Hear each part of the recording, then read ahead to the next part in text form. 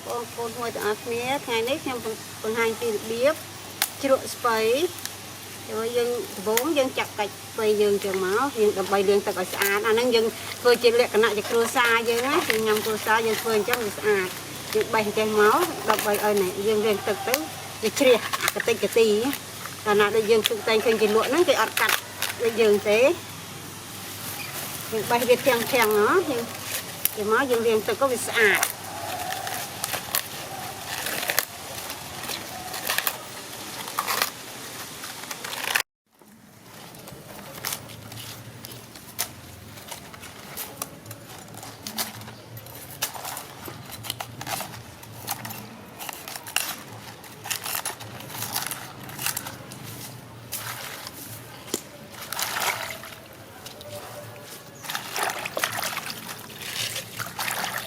dân riêng về xã đúng không? Có dân riêng về tam cây thiên cái nhà sẽ đầy ạ. Thế nào dân phơi phun dưới xã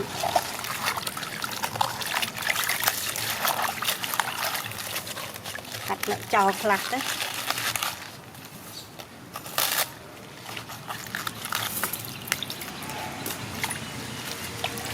Cắt lặt đi về vô thật đi về cắt lại cho lặt lại cho một cái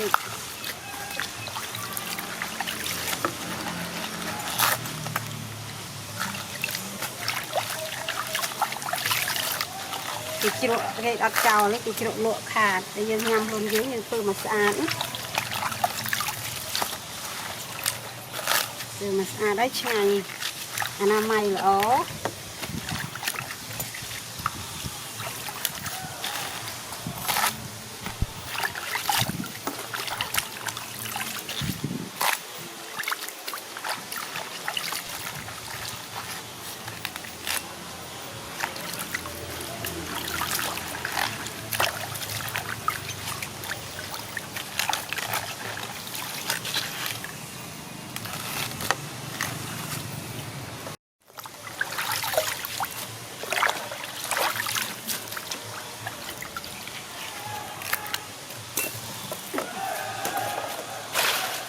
hai dân riêng xa đấy bông ổn nè đấy dân dân đặt sẽ đợt ngay ở việc sọt tự tích nó bông ổn ở việc sọt tự dân đặt sẽ đợt ngay tự tới suốt tự tích ở việc sọt tự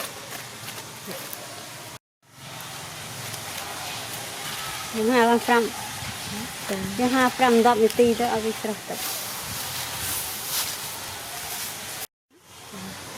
dân đã nó hái dân chập đâm thôi tự đâm tự bol đó đâm từng bol đã chữa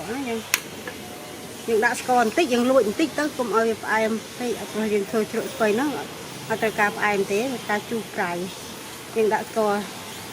nào mà sập priền mà này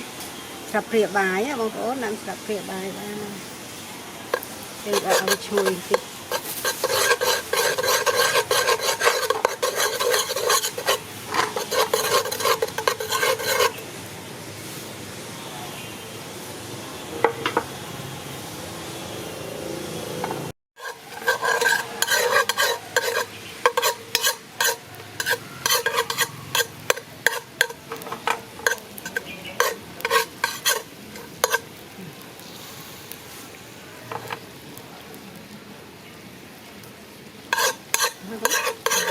dân đã con nó đã ở chơi thì mới dân chợ thực chồ nó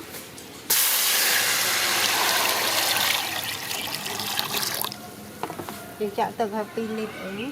ở dân đậm bờ spray pickle dân đậm bờ dân chụp pin dân pin dân đã mà lập riêng cả lá bà này tại dân chụp mồm dân đặt đi lập riêng bờ lắm việc bài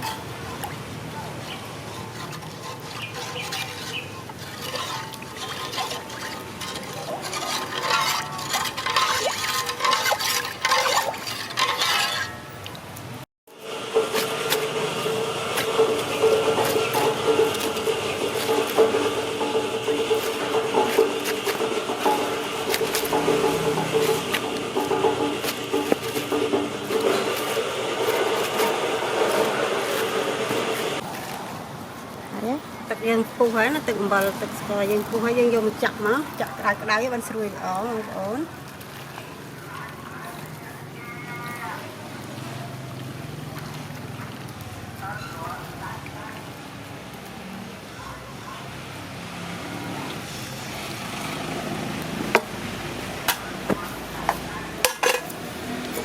đấy dân tục một số vết trâu mà còn ổn cái đáy vết trâu á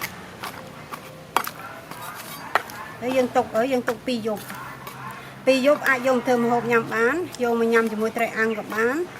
dân vô mà cha cho mùi sạch chua của bán dân ngao cho mùi ân chua của bạn đấy dân tục pi dục á ổn này chả trâu bên này rồi giờ ban pi dục ai bông ổn chua ngắn chua em tịch tịch mốt ngắn dân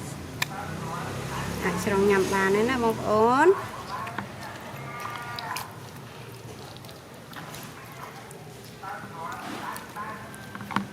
anh dân phơi trắng á, đậm bay về sạch, dân riêng là sạch nó ban tiếng bay trắng á,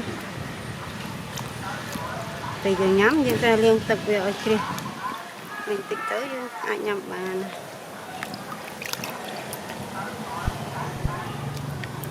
và dân tình kế dân bạ vô máu dân từ này liên tục sạch việc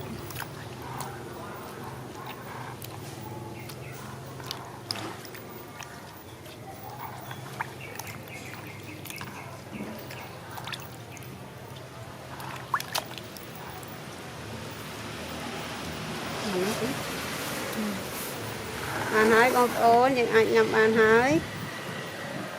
bán ở con chụp đẹp đi